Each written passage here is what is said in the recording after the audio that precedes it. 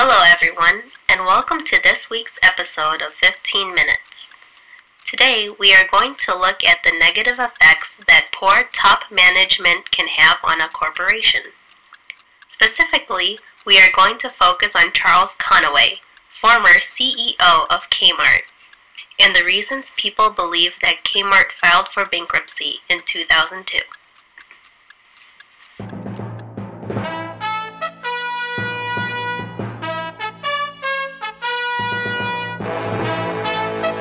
With Mary O. Kennedy, our Tokyo correspondent, Bruce Leroy, Detroit analyst, Larry Fields, and finally, Joe Congo from the Congo. Your host for tonight, Emily Mann. Good evening. My name is Emily Mann. Before we dive into the reasons why Conaway failed, let me give you a brief bio on who Conaway is. Charles Conaway, also known as Chuck Conaway, is a Michigan native being born in 1960 in Lapeer, Michigan. He graduated from Michigan State University in 1982 with a Bachelor of Science degree in accounting. He then received an MBA from the University of Michigan in 1984. Chuck Conaway had a long and successful career before he came to Kmart. In 1989, he co-founded Reliable Drug Stores Incorporation in Indiana and was the company's executive vice president and chief operating officer. The company became a $400 million chain. In 1992, he left Reliable and worked as a senior vice president at CVS. He was promoted to executive vice president and chief financial officer of CVS in 1995. He was also the executive vice president and chief financial officer of Melville Corp. The peak of his career came after CVS bought out Revos DS Incorporation in 1997 and Arbor Drugs Incorporation in 1998. It was then that he was given the job of integrating the companies and learned the value of accountability and performance management that he would later try to bring to Kmart.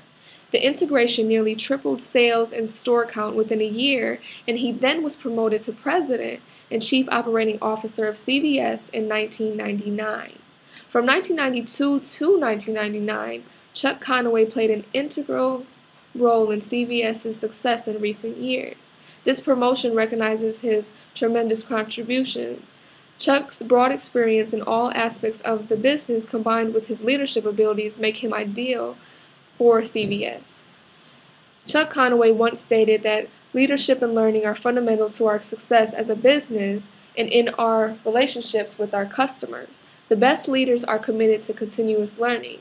By teaching and coaching as well as being a student, leaders discover diverse ways of solving problems and business issues or generating new ideas to grow their business. He also stated that being open to traditional and non-traditional learning will ultimately create business success that might otherwise not be realized. Kmart, an already struggling retail giant, was looking for a quick fix in May 2000. And they announced that Conaway was going to be the new chief of Kmart. He had exactly what they needed, so they thought: energy, enthusiasm. And he immediately jumped in with a 2-year plan to be the #1 retailer. But now let's switch over to our Irish correspondent, Mary O. Kennedy. Mary, you said all the time that Charles Conaway was the wrong man for the job. Why do you say that?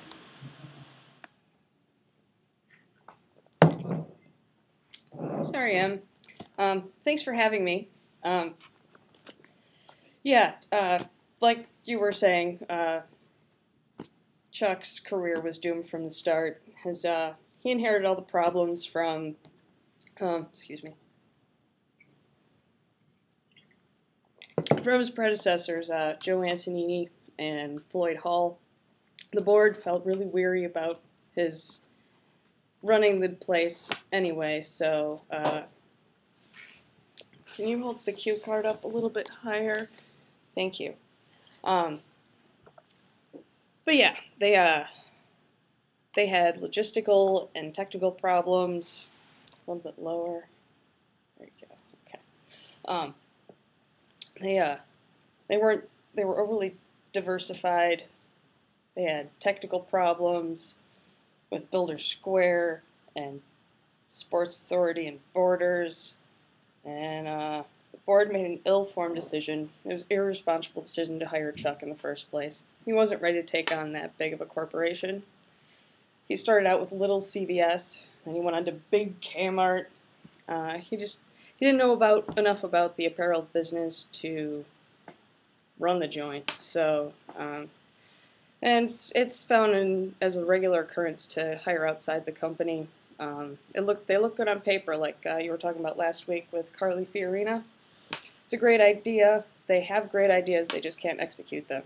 So, thanks. Excuse me.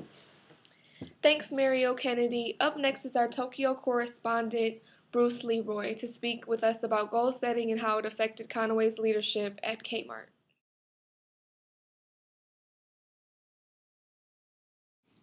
Hi, Emily. Thanks for having me on the show.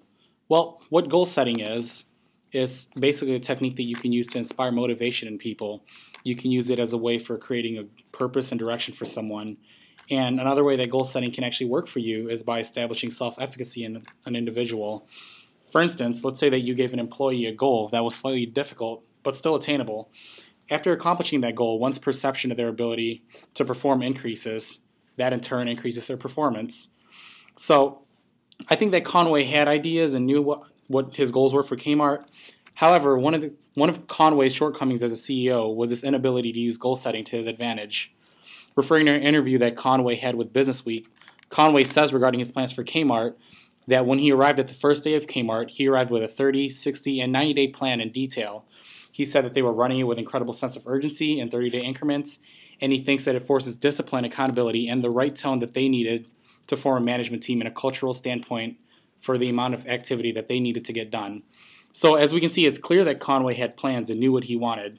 To reference a Forbes article entitled How Kmart Blew It, Shanna Schoenberger says, Conaway's greatest mistake may have been in setting unrealistic expectations. Despite his plans for Kmart, Charles Conaway may have tried to do too much too soon. His investments in improving stores and inventory along with cutting prices to appeal to the moms with kids target market are among some of the goals that lead to Kmart's bankruptcy. So again, Emily, thank you for having me. Back to you. Thanks, Bruce. It appears your video isn't working, but anyway, let's check in with our Detroit correspondent, Larry Fields, for some insight on business ethics. Hey, Emily. Thanks for having me back on the show. Ethics can affect a company negatively in a multitude of ways. Some of them are internal effects, and some of them are external. Let's start with the external. The first is customer relations. People feel more comfortable doing business with a company that they can trust. When paper articles and blogs start coming out about companies partaking in unethical behaviors, consumers will go elsewhere. You know, in Kmart's case, people could go to Walmart, people could go to Target. There's always another option. Another external effects is the effects it has on your business partners. People need to know that they're being told the truth in order to do business with you. When there's not trust, the relationship breaks down, and then there's no relationship at all. And essentially that's what happened with Kmart and its suppliers. Some of the internal effects have to do with employee morale. When employees start finding out that the company is involved in unethical behaviors, there'll be a disconnect. People want to feel connected with the place that they work. When this disconnect happens, job satisfaction goes down, and as we've learned from Klinger's research, performance goes down. Another internal is product quality. Companies that are involved in unethical behaviors are usually more concerned about covering their trail and covering their butts than they are with consumers and responding to their wants and needs. So inevitably, product quality is going to go down and consumer responsiveness goes down. Conaway was involved in many unethical behaviors, to say the least.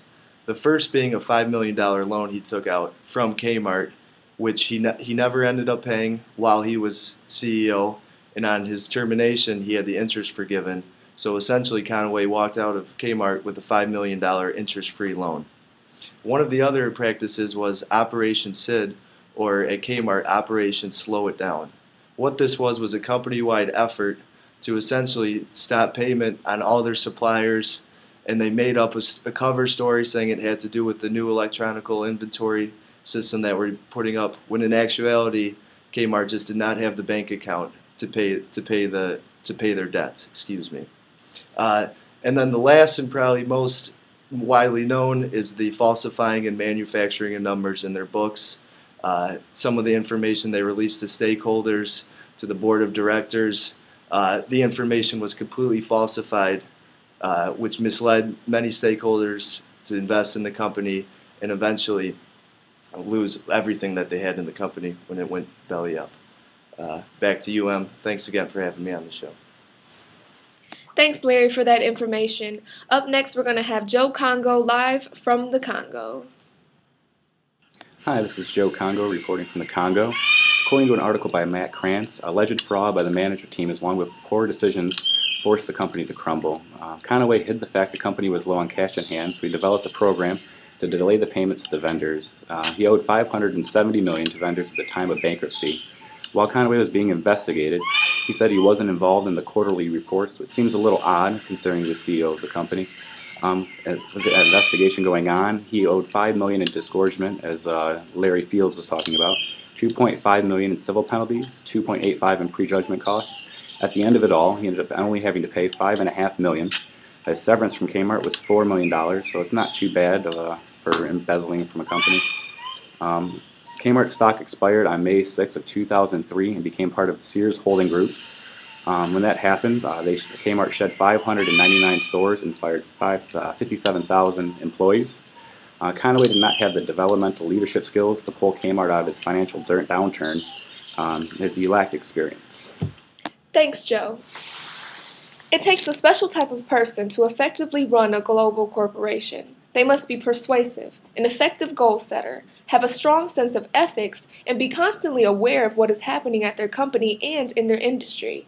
Conaway was obviously deficient in several of these areas. It is no secret that Conaway walked into a less than ideal situation, but he did less than necessary to handle all of the issues that he was handed. And that concludes our segment on Charles Conaway. I'm Emily Mann, and I bid you good night.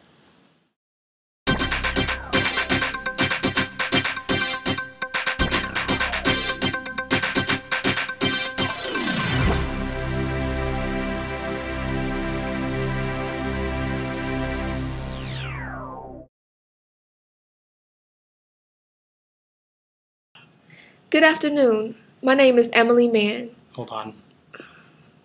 You say good night at the end. So I'd say good evening. Damn it. What time is it?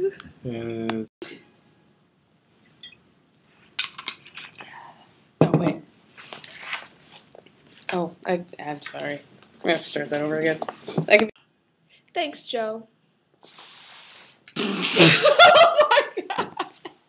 He owed $570 million to vendors at the time of bankruptcy. Hello, my name is Em Lee, and I will be talking to you about... Hold on, wait. What am I saying?